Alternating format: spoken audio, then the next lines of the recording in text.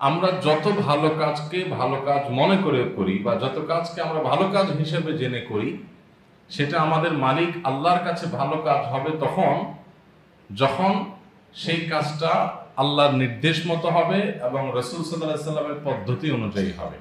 আদেশ হবে আল্লাহর, পদ্ধতি হবে নবীজির, তাহলে সেক্ষেত্রে সেটা আল্লাহর কাছে ভালো কাজ হিসাবে বিবেচিত হবে।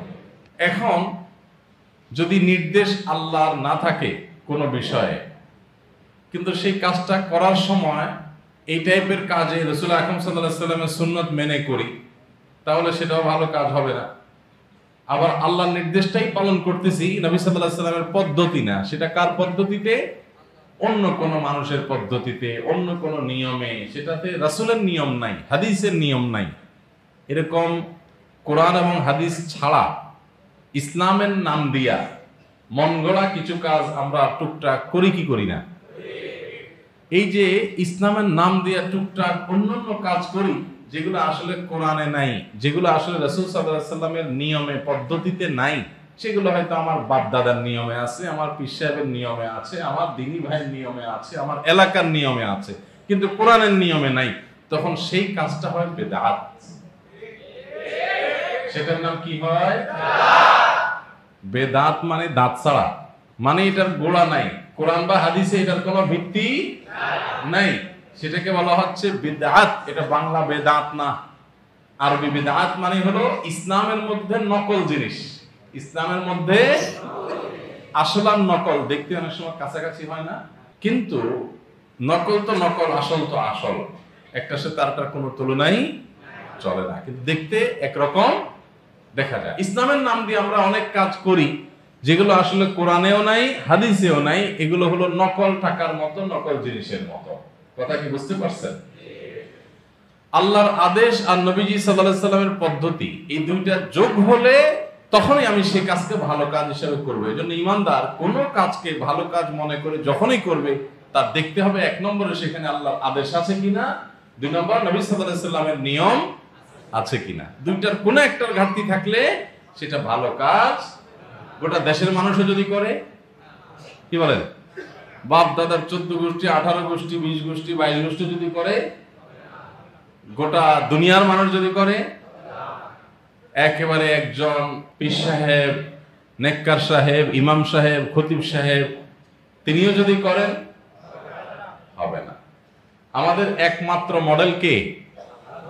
নবী করিম সাল্লাল্লাহু আলাইহি ওয়াসাল্লাম। ভাইরা আমার, এই কথাটাকে নবী সাল্লাল্লাহু আলাইহি ওয়াসাল্লাম তার ভাষায় বলেছেন, কুল্লু উম্মতি ইয়াদখুলুনাল জান্নাতা ইল্লা মান আবা। তিনি বলেছেন আমার উম্মতের সবাই জান্নাতে যাবে, সবাই জান্নাতে যাবে, ইল্লা মান আবা, তবে যে ব্যক্তি অস্বীকার করেছে সে জান্নাতে যাবে না। নবী সাল্লাল্লাহু আলাইহি ওয়াসাল্লাম বলেছেন, ওয়া মান ইয়াবা ইয়া রাসূলুল্লাহ, আপনার আবার অস্বীকার করে কে? সে আবার কিভাবে মুসলমান হয়? নবী সাল্লাল্লাহু আলাইহি ওয়াসাল্লাম বলেছেন, মান আতাআনি দাখালাল জান্নাহ, যে আমার অনুসরণ করবে। নামাজ পড়ার সময় আমার নবীজি কিভাবে পড়েছেন, দুরূদ পাঠের সময় আমার নবীজি কিভাবে দুরূদ পড়েছেন।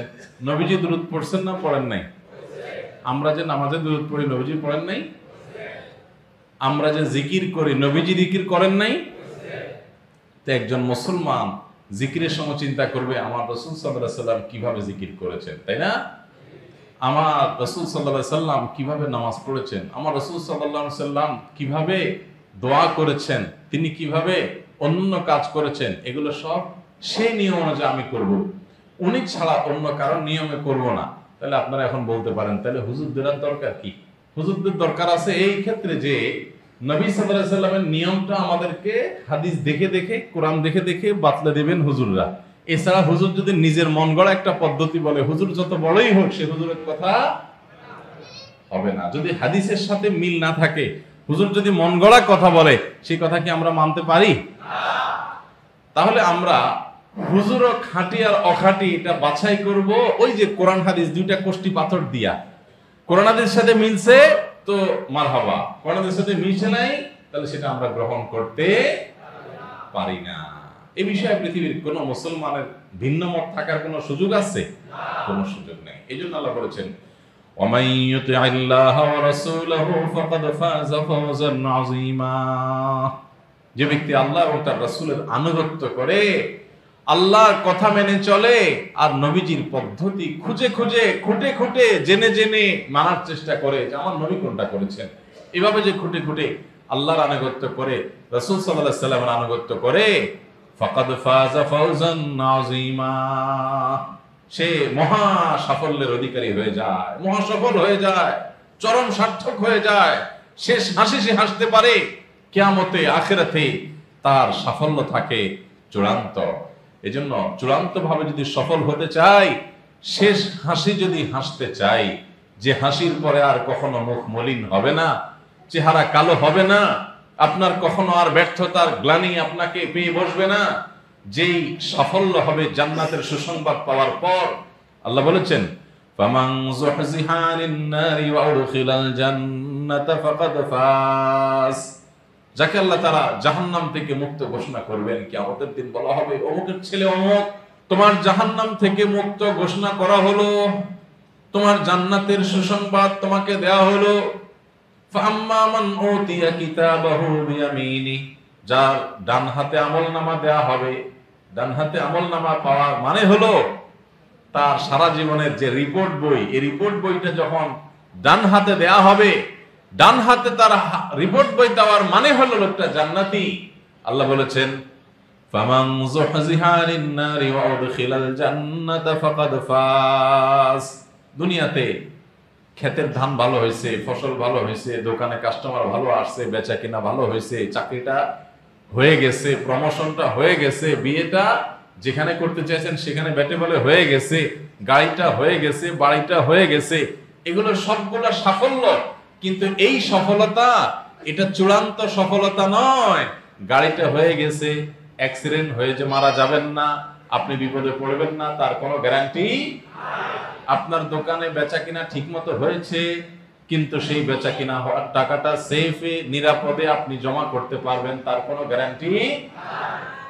আপনার যেখানে বিয়ে করতে চেয়েছেন বেটে বলে সেখানে বিয়ে হয়ে গেছে, কিন্তু বিয়ে হলেই যে সেখানে সুখ হবে তার গ্যারান্টি আছে। আপনি ফলাফল চাইছেন যেরকম হওয়ার কথা, পরীক্ষা দিয়েছেন, আশা করেছেন সেরকম ফলাফল হবে, ফলাফল সেরকম হয়েও গেছে, কিন্তু এই ফলাফল ভালো হওয়াতেই যে আপনি ভালো কলেজে বিশ্ববিদ্যালয়ে চান্স পাবেন বা চাকরি হবেন তার গ্যারান্টি। আপনার চাকরি হয়ে গেছে কোনো এক জায়গায়, চাকরি হওয়ার পর আপনি বেতন টেতন পেয়ে হাসি মুখে সুখে সংসার করবেন, এর গ্যারান্টি। চাকরি হওয়ার পর বহু মানুষ দৌড়ের উপরে আছে না নাই? আপনার প্রমোশনের জন্য বহুদিন অপেক্ষা করছেন, দোয়া দরুদ পড়ছেন, দান সাদেকা করছেন, কান্নাকাটি করছেন, চোখের পানি ফেলছেন, আল্লাহর কাছে চাইছেন, প্রমোশনটাও হয়ে গেছে। হয়ে গেছে দেখেই যে আপনি সুখী হয়ে যাবেন তার গ্যারান্টি। এই পৃথিবীতে প্রতিটা অর্জনের পর একটা হারানোর ভয় থাকে। এই জন্য এই পৃথিবীতে মানুষ শেষ হাসি হাসতে পারে না। কত মানুষ দেখবেন আর হাসি খুশি, সে কিছু একটা পাইছে, এরপর দেখা যাবে একটা কান্না শুরু হয়ে গেছে, আছে না নাই? ভাইরা আমার, সন্তান হয়েছে, খুব খুশি, এরপর দেখা গেল প্রতিবন্ধী, তাহলে এই খুশিটা গ্লানিতে রূপান্তরিত হলো কি হলো না? একমাত্র যেদিন আমরা শুনতে পাবো যে আমাদের মালিক আমাদেরকে বলে দিয়েছেন যে তোমাদের যত ভুল ত্রুটি ছিল বান্দা, বহুবার আমার কাছে ক্ষমা চেয়েছো, চোখের পানি ফেলেছো, ইস্তিগফার করেছো, যাও সব মাফ করে দিলাম এবং তোমাদেরকে আজকে জান্নাতের চাবি দিয়ে দিলাম। এই কথা যেদিন মানুষ শুনতে পাবে, ওর পর থেকে অনন্ত অনাদি অসীম কাল পর্যন্ত আর কখনো তার ব্যর্থতার গ্লানি তাকে পোহাতে হবে না।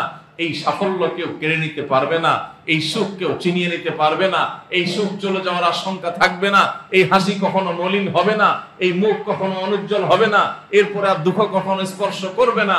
দুঃখ কাকে বলে সেটা আর কখনো সে দুঃখের সাথে দেখা হবে না।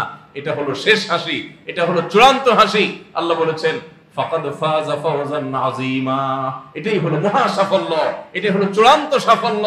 এটা কি আল্লাহ সুবহানাহু ওয়া তাআলা বলেছেন, ফামান যুহজিহা আনিন নারি ওয়া উদখিলাল জান্নাতা ফাকাদ ফাজ, যে ব্যক্তি জাহান্নাম থেকে মুক্ত ঘোষণা শুনবে আর জান্নাতে যাওয়ার সংবাদ শুনে যাবে, সে ব্যক্তি চূড়ান্তভাবে সফল কাম হয়ে যাবে। ও আরশ আজিমের মালিক, আপনি আমাদের সবাইকে শেষ হাসি হাসা মানুষগুলোর কাতারে শামিল করে নিন। আল্লাহ, আপনি আমাদের সবাইকে জান্নাতুল ফেরদাউসের আঙিনায় এরকম একত্র হওয়ার তৌফিক দান করুন। আল্লাহ, আপনি আমাদের কিয়ামতের ময়দানে ডান হাতে আমলনামা দিয়েন। আল্লাহ, আমাদেরকে আপনার হুকুমকে আপনার নবীর তরিকা অনুযায়ী, সুন্নত অনুযায়ী, আপনার নবীর পদ্ধতি অনুযায়ী আমলের তৌফিক দিয়েন। আল্লাহ, ইসলামের নামে ভেজাল আমল, নকল আমল, 2 নম্বর আমল, বেদাত আমল থেকে আমাদেরকে বেঁচে থাকার তৌফিক দান করুন।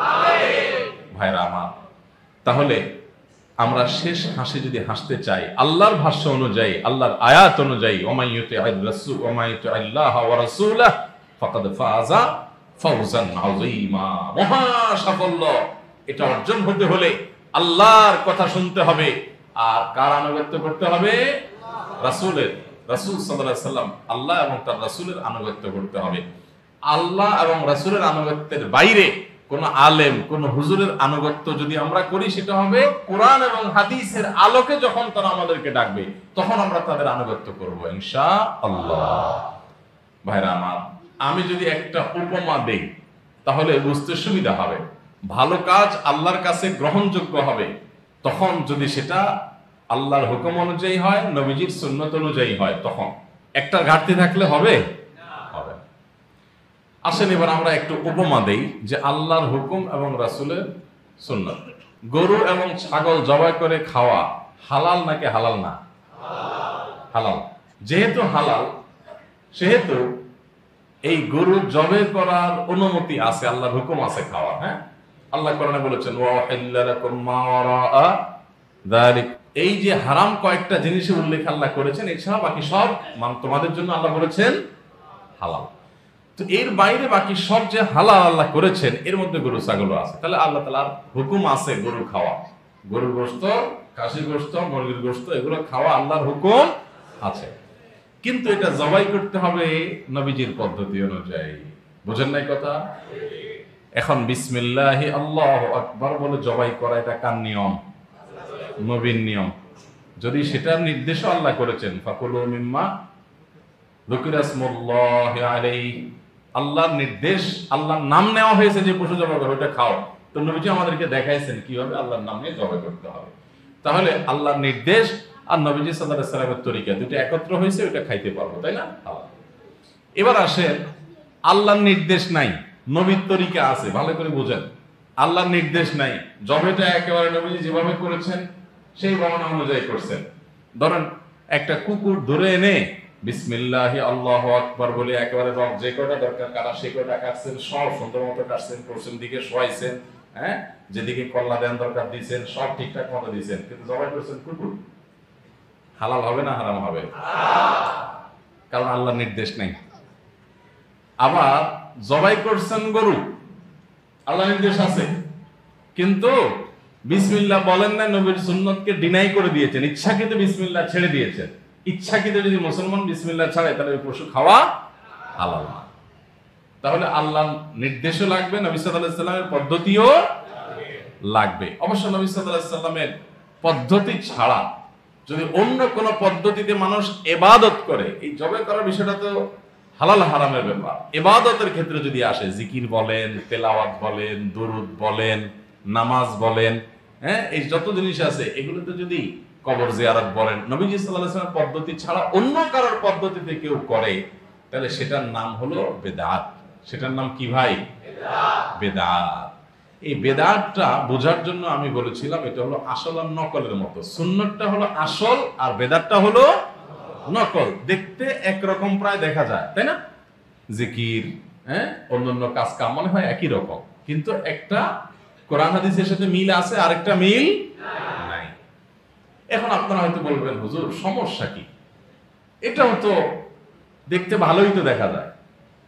তাহলে আমি বলতে চাই, আপনি কোন একটা দোকানে গেছেন কিছু কেনার জন্য। ধরেন আপনার অনেক ক্ষুধা লাগছে, আপনি একটা মুদির দোকানে যায় বলতেছেন, ভাই এই জিনিসটা দেন। দোকানদারের কাছে যায় আপনি বললেন, ভাই আমার পকেটে টাকা পয়সা নাই, অনেক ক্ষুধা লাগছে ভাই, একটা কলা দেন, একটু রুটি দেন, কিছু একটা চাইলেন আপনি।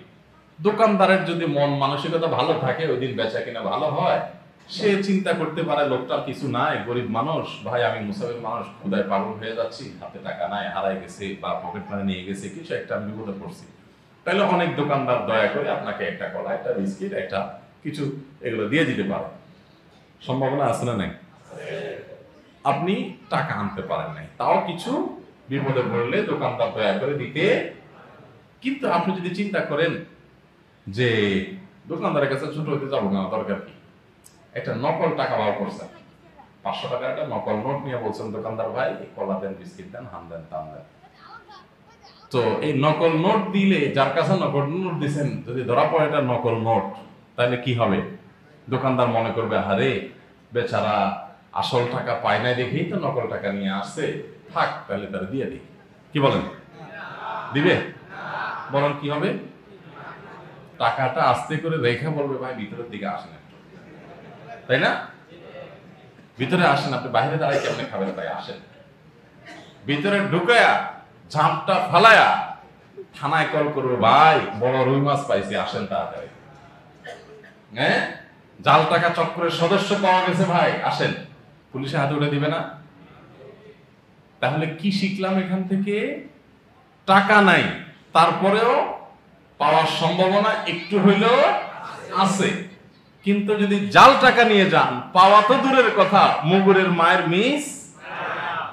ঠিক একই ভাবে কোরআন হাদিস অনুযায়ী ইবাদত বন্দেগী করে দুনিয়া থেকে গেছেন, তো জান্নাতের আশা করতে পারেন জোরালো। এমনকি ইবাদত বন্দেগী বেশি করতে পারেন নাই, যা আল্লাহর কাছে কান্নাকাটি করছেন, মাফ করছেন আল্লাহ, মাফ চাইছেন আল্লাহ, আমি তো বেশি কিছু আনতে পারি না, তুমি দয়া করে জান্নাত দিয়ে দিও আল্লাহ। তো আল্লাহ তাআলা দয়া করে দিতেও পারেন যে বান্দা আমল করতে পারেন নাই। কিন্তু যদি ওই যে নকল আমল, 2 নম্বর আমল নিয়ে যান, যেটা মেড ইন মদিনা না, যেটা মেড ইন কোন, আর সেটা না বলি, বিভিন্ন জায়গার মেড, ইসলামের নামে বিভিন্ন জিনিস আছে না, অমুক জায়গার মেড, তমুক জায়গার মেড, অমুক হুজুরের মেড, তমুক সাহেবের, অমুক আলেম সাহেবের মেড, এটা মেড বাই মুহাম্মদ সাল্লাল্লাহু আলাইহি ওয়াসাল্লাম না, মেড ইন মদিনা না, সুন্নাতে নাই, কোরআন হাদিসে নাই। এরকম নকল আমল যদি নিয়ে আল্লাহর কাছে হাজির হন, তখন কি হবে জানেন? নবী সাল্লাল্লাহু আলাইহি ওয়াসাল্লাম বলেছেন, ইয়্যাকুম ওয়া মুহদাসাতিল উমুর, তোমরা সমস্ত নকল আমল থেকে বেঁচে থাকবা। ফা ইন্না কুল্লা মুহদাসাতিন বিদআহ, কারণ ইসলামের নামে যত নকল আমল আছে, কোরআন হাদিসে যেটা নাই, এরকম বানোয়াট আমল, এগুলো সবগুলো বিদআত, এগুলো সব নতুন আবিষ্কার। ওয়া কুল্লু বিদআতিন দালালা ওয়া কুল্লু বিদআতিন দালালা, আর সকল বিদআত এটা ভ্রষ্টতা, মানুষকে সঠিক পথ থেকে সরায় দেয়। আর এই বেদাতে যে গোমরাহি হয়, পথহারা হয়, এই পথহারা হলে সে পথের শেষ মাথায় জাহান্নাম অপেক্ষা করছে। বেদাত এবং নকল আমলে কখনো আল্লাহর কাছে মুক্তি পাওয়া যাবে না। এই জন্য ভাই খুব সাবধান আমলের ক্ষেত্রে। আস্তে আস্তে আস্তে আস্তে ইনশাআল্লাহ ইনশাআল্লাহ ইনশাআল্লাহ বাবাজি, আমরা শিরক বিদআত করব না বলেই তো এত কথা বলতেছি। আল্লাহ আমাদের সবাইকে আমলের তৌফিক দান করুন। তাহলে আমরা পাক্কা নিয়ত করব যে আমরা কোন শিরক এবং বিদআত করব না। আল্লাহ আমাদেরকে বুঝা এবং আমল করার তৌফিক দান করুন। আল্লাহর কাছে নাজাত পাইতে হলে শিরক মুক্ত তাওহীদ আর বিদআত মুক্ত আমল লাগবে। শিরক মুক্ত তাওহীদ আর বিদআত মুক্ত আমল লাগবে। আমল হইতে হবে পিওর অরিজিন। 2 নম্বর জিনিস আল্লাহর কাছে গ্রহণযোগ্য হবে। আপনি কোন এমবাসিতে ভিসার জন্য জমা দিবেন নকল কাগজ দিয়ে, যদি ধরা পড়ে যে এটা নকল কাগজ, তাহলে ব্ল্যাক লিস্টে ফেলায়া জীবনের তোরা ভিসার রাস্তাই বন্ধ করে দিবে। ঠিক না ভাই? ঠিক। আর আপনি কাগজপত্র যারা গেছেন, ভিসা পাইলে পাইতে পারেন, না পাইলে নাই, কাগজ নেন না, ভিসা হবে না। আর দয়া করে ভিসা অফিসার যদি বলে যে দিয়ে দিবে, দিতেও পারে। কিন্তু নকল কাগজ যদি ধরা পড়ে, তাহলে এমন ব্ল্যাক লিস্টে ফেলাইবে এমবাসি, জীবনে এই $500 আর কোনোদিন ওই দেশ ভিসা। ঠিক একই ভাবে ইসলামের নামে যতটুকু করবেন সেটা পিওর যেন হয়। ভেজাল জিনিস আল্লাহর কাছে নিবেদন করবেন, জান্নাতের আশা ছেড়ে দেবেন।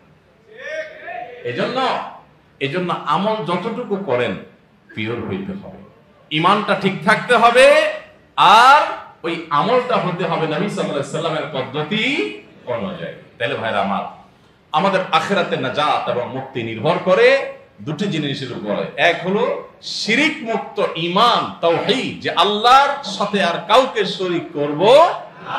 আমাদের সকল লাভ, ক্ষতি, কল্যাণ, অকল্যাণ, দুঃখ, সুখ, সন্তান দেওয়া না দেওয়া, ব্যবসা হওয়া না হওয়া, সকল কিছুর ক্ষমতা এবং মালিকানা একমাত্র কার হাতে? আল্লাহ ছাড়া আর কারোর হাতে এগুলোর কোনো ক্ষমতা।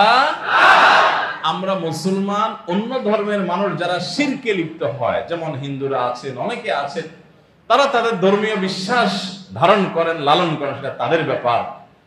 কিন্তু আমাদের সাথে অন্যান্য ধর্মের মানুষের পার্থক্য হলো এই জায়গায় যে মুসলমান একত্ববাদে বিশ্বাসী, তাওহীদে বিশ্বাসী। আল্লাহর সাথে মুসলমান কাউকে শরীক সাব্যস্ত করে না।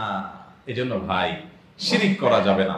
আপনি সিজদা আল্লাহকেও দেন, আবার কবরকেও দেন, আছে না নাই? এটাকে শিরক বলে, পার্টনার বলা। আল্লাহর পার্টনার আপনি বানাইলেন, আল্লাহরে যা দিলেন তারেও তা দিলেন। আরে সে তো আল্লাহর সৃষ্টি, আল্লাহর গোলাম। যেই কপাল আল্লাহকে দিয়েছেন, এই কপাল আর কাউকে দিতে পারেন না। যে প্রার্থনা শুধু আল্লাহর কাছেই করবেন, এটা আর কারোর কাছে করতে পারেন না, তাহলে শিরক হয়ে যাবে। আর শিরক যদি হয়, আল্লাহ কোরআনে বলেছেন, ওয়ালাকাদ উহিয়া ইলাইকা ওয়া ইলাল লাযিনা মিন ক্বাবলিকা লা ইন আশরাকতা লা ইয়াহবাতান্না আমালুকা ওয়া লা তাকুনান্না মিনাল খাসিরিন। হে রাসূল, আপনার এবং আপনার আগে যত নবী রাসূল এসেছেন পৃথিবীতে, সমস্ত নবী রাসূলদের কাছে একটা কমন ওহী নির্দেশ দেওয়া হয়েছে। সেটা হলো, যদি আপনি যদি শিরকে লিপ্ত হন, নবীকে আল্লাহ বলতেছেন, আপনি যদি শিরকে লিপ্ত হন, লা ইয়াহবাতান্না আমালুক, অবশ্যই অবশ্যই অবশ্যই আপনার আমল, যত ভালো কাজ করেন সব বাতিল হয়ে যাবে। শিরকে লিপ্ত হলে কোনো আমল থাকবে না। এজন্য ভাই, সংগ্রাম চালাতে হবে, ঈমান যেন হয় শিরক মুক্ত, আর আমল যেন হয় বেদাত মুক্ত। ঈমান হতে হবে শিরক মুক্ত, আর আমল হতে হবে বেদাত মুক্ত। এই দুইটা জিনিস যদি আপনি ঠিক রাখতে পারেন, তাহলে পুঁজি অল্প যদি হয়, টাকা যদি একটু কমও থাকে, ওই দোকানদার যেরকম জিনিস দিয়ে দিবে, আমলের পুঁজি একটু কমও যদি থাকে, কিন্তু পিওর থাকে, ভেজাল না থাকে, আল্লাহ তাআলা জান্নাত দেওয়ার সম্ভাবনা আছে ইনশাআল্লাহ। আল্লাহ আমাদের সবাইকে তাওহীদকে ঠিক করার তৌফিক দান করুন, বেদাত মুক্ত আমল করার তৌফিক দান করুন। তাহলে ভাইরা, আমরা চেষ্টা করব আমাদের ঈমানটাকে শিরকের ভেজাল থেকে মুক্ত করতে, আর আমলটাকে বেদাতের ভেজাল থেকে মুক্ত করতে চেষ্টা করা যাবে না ইনশাআল্লাহ? আল্লাহ আমাদের সব ভাই বোনকে বোঝার তৌফিক দান করুন। ভাইরা, আমার সমাজে কেউ যদি ভুলে থাকে, তাহলে তাকে প্রতিপক্ষ মনে করা যাবে না। আমার ভাই ভুল করছে, মায়া করতে হবে, দয়া করতে হবে, স্নেহ করতে হবে, আদর করতে হবে, নরম ভাষায় কথা বলতে হবে। আমরা অনেকে কোরআন হাদিসের কথা বলতে যাইয়া, সুন্নাতের কথা বলতে যেয়ে, বেদাতের বিরুদ্ধে বলতে গিয়ে আমরা অনেক সময় বাড়াবাড়ি করে ফেলি, সীমালঙ্ঘন করে ফেলি, মাত্রা জ্ঞান হারিয়ে ফেলি। আল্লাহ তাআলা তার নবী মূসা এবং হারুন আলাইহিস সালামকে বলেছেন, ফাকুলা লাহু কাওলাল লাইয়িনা। তোমরা উভয়ে আল্লাহর নবী রাসূল হওয়া সত্ত্বেও আল্লাহ বলেছেন, ফিরাউনের কাছে যখন যাবা, তখন নরম ভাষায় কথা বলবা। ফিরাউনের মতো কাফটা কাফেরের কাছে আল্লাহর দুইজন নবীকে, রাসূলকে যদি আল্লাহ বলেন নরম ভাষায় কথা বলতে, তো আপনার সমাজে, আপনার আশেপাশে কোনো ভুলভাল করা মানুষ, বেদাত করা মানুষ, কোনো অন্যায় করা মানুষ, সে তো ফিরাউনের মতো এত খারাপ হয় নাই, আর আপনিও তো ওই নবী রাসূলদের সমান হওয়ার প্রশ্নই ওঠে না। তাহলে আপনি কিভাবে মানুষকে বেদাত থেকে বাঁচাতে গিয়ে সত্য, রূঢ় এবং বাজে ভাষা ব্যবহার করতে পারেন? আপনি কিভাবে মানুষকে তাচ্ছিল্য করতে পারেন, অপমান করতে পারেন? যদি আপনি সুন্নাত প্রচারের নামে মানুষকে অতিরিক্ত কড়া, মাত্রা ছাড়িয়ে যদি কোনো কড়া কথা বলেন, কোনো ভুলভাল কথা বলেন, বাড়াবাড়ি সীমা লঙ্ঘন করেন, তার আপনি ইসলাম প্রচার করেন নাই, আপনি আপনার প্রবৃত্তির পূজা করছেন। প্রবৃত্তির পূজা বুঝেন? যে নিজের নফসের জেদ খেদ মিটাইছেন। এই ভাইটা ভুল করতেছে, আমি তার বিরুদ্ধে যা তা বলে আমার মনের ঝাল মিটাইলাম, এটা ইসলাম প্রচার না। আল্লাহ আমাদেরকে সহনশীল হওয়ার তৌফিক দান করুন। ভাইরা আমার, আমরা আমাদের প্রত্যেকটা মানুষের নিজেকে সংশোধন করব, আমার আশপাশকে সংশোধন করব। আমরা তাওহীদের আলো জ্বালাই দিব, সুন্নাতের প্রচার চালাই দিব, ইনশাআল্লাহ তাতেই দেখবেন শিরক এবং বিদআত থেকে মানুষ দূরে সরে আসবে, মানুষ সত্যটা বুঝতে পারবে। আমরা দোয়া করব, চোখের পানি ফেলবো, সুন্দর করে বুঝাবো, সুন্নাতের তালিম চালু করে দেন, সুন্নাতের চর্চা চালু করে দেন, সুন্নাতের প্রচারণা চালাই করে দেন। কোন আমলের সুন্নত কি সেটা বলতে থাকেন, দেখবেন অটোমেটিক নকলটা দূর হয়ে যাবে। সত্যটাকে আপনি যত উদ্ভাসিত করে তুলবেন, মিথ্যা তত দ্রুততার সাথে বিতাড়িত হবে। অতএব পদ্ধতিও সুন্দর হতে হবে, আমাদের মধ্যে কোমলতা থাকতে হবে, সৌন্দর্য থাকতে হবে। আল্লাহ তাআলা আমাদের সবাইকে সেই নববী পদ্ধতি অনুযায়ী আমাদের সমাজ, আমাদের পরিবার, আমাদের ব্যক্তিকে সংশোধন করার তৌফিক দান করুন। সবাই চেষ্টা করবো তো ইনশাআল্লাহ। তাহলে যে কোনো আমল আল্লাহর কাছে গ্রহণযোগ্য হতে হলে আমাদের ঈমান থাকতে হবে আর নবী সাল্লাল্লাহু আলাইহি ওয়াসাল্লামের পদ্ধতি। যে কোনো ভালো কাজ হবে তখন যখন সে ভালো কাজের পক্ষে আল্লাহর আদেশ নিষেধ আছে, আল্লাহর আদেশ আছে আর নবীজি সাল্লাল্লাহু আলাইহি ওয়াসাল্লামের পদ্ধতি আছে। এই দুইটা যখন টিক চিহ্ন পাওয়া যাবে তখন সেটা সমান সমান বলা যাবে নেক আমল। আর যদি এই দুইটার কোনো একটা টিক চিহ্ন না থাকে তাহলে সেটাকে নেক আমল বলা যাবে না। তাহলে ইনশাআল্লাহ আমরা আজ থেকে আমাদের প্রতিটা আমলকে কোরআন এবং হাদিসের কোষ্ঠী পাথর দিয়ে যাচাই করে তারপরে সেটা গ্রহণ করবো, ঠিক আছে না ইনশাআল্লাহ? আল্লাহ আমাদের সবাইকে তৌফিক দান করুন, সকল প্রকার বিদআত থেকে বেঁচে থাকার তৌফিক দান করুন, সুন্নতে রাসূল দিয়ে আমাদের জীবনকে উদ্ভাসিত করার তৌফিক দান করুন, আল্লাহর প্রতি ঈমানকে শিরক মুক্তভাবে আনয়ন করার তৌফিক দান করুন। সবাই চেষ্টা করবো তো ইনশাআল্লাহ। শিরক এবং তাওহীদ এবং সুন্নাত সম্পর্কে বিস্তারিত আলোচনা শুনতে হবে। আপনারা নিয়মিত প্রোগ্রাম করবেন, সুন্নাতের চর্চা করবেন, ইনশাআল্লাহ আপনারা জানতে পারবেন। আমরা আজকে শুধুমাত্র মূল জিনিসটা দিলাম যে একটা কাজ আল্লাহর কাছে ভালো কাজ হিসেবে গ্রহণযোগ্য হবে কখন, যদি কেউ সেই কাজটা প্রথমত ঈমানের সাথে করে, দ্বিতীয়ত হলো নবী সাল্লাল্লাহু আলাইহি সাল্লামের সুন্নাহ মেনে যদি আল্লাহর নির্দেশ মতো যদি কাজটা করে তখন আমরা সেই চেষ্টাটা চালাবো, ঠিক আছে তো ইনশাআল্লাহ? আমাদের অনেকের মধ্যে অহংকার কাজ করে আমাদের অজান্তে। কিভাবে? আমরা মনে করি আরে অমুকে বিদআত করতেছে, তাকে তুচ্ছ তাচ্ছিল্য করে নিজের মধ্যে অহংকার চলে আসে। আপনি যত সঠিক পদ্ধতিতে কাজ করেন যদি আপনি অহংকারী হয়ে যান আল্লাহ তাআলা পুরো আমলের উপরে লাল কালি দাগ দিয়ে দিতে পারে, ঠিক না বেঠিক? এজন্য সুন্নতের যদি অনুসারী হয়ে থাকেন, নবীজির যদি অনুসারী হওয়ার দাবি করে থাকেন তাহলে আপনার মধ্যে অহংকার আসবে না, আপনার মধ্যে বিনয় আসবে, মাথাটা নিচু হয়ে আসবে, মাথাটা উঁচু হয়ে বুক ফুলায়া অহংকারের মতো হবে না। এই চেষ্টাটা কিন্তু আমাদের করতে হবে। সবাই চেষ্টা করবো না ইনশাআল্লাহ? আল্লাহ তাআলা আমাদের সবাইকে আমাদের তৌফিক দান করুন।